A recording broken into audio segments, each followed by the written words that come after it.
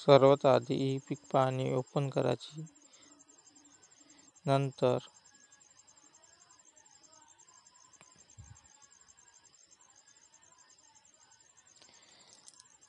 आपला जिल्हा सिलेक्ट करायचा.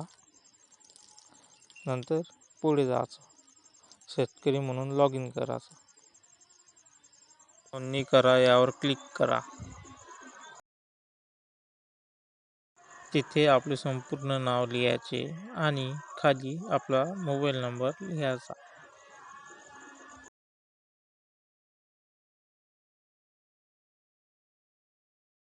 त्यानंतर संकेत पाठवा यावर क्लिक करायचं. 4 अंकी पिन आपला OTP तिथे प्रविष्ट करायचा. त्यानंतर नोंदणी करा याच्यावर क्लिक करा.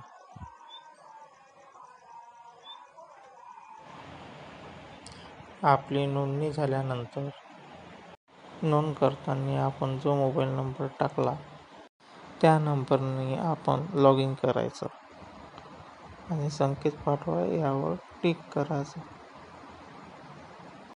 4 अंकी OTP टाकून लॉग इन यावर क्लिक करायचं. त्यानंतर नवीन खातेदार नोंदणी करा यावर क्लिक करायचं.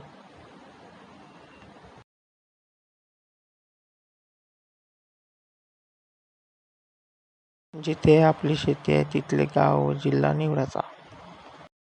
इथे नाव, आडनाव, खाते क्रमांक, गट क्रमांक टाकून आपली शेती शोधायची.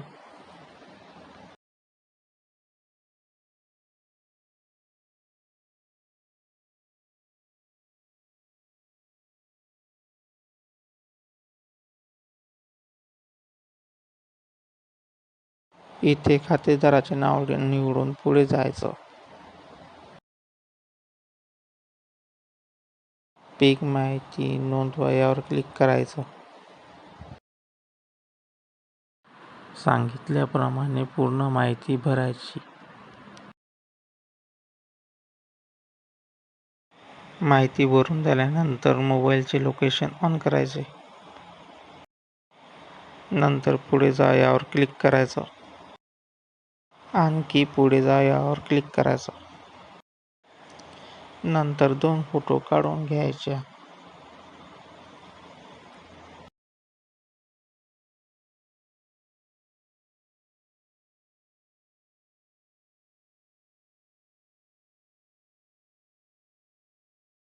फोटो काढल्यानंतर हिरव्या बटणावर क्लिक करायचं. त्यानंतर चौकोनी डब्यावर क्लिक करायचं व पुढे जा या बटणावर क्लिक करायचं. फोटो डिस्टन्सची समस्या किंवा प्रॉब्लेम येतो.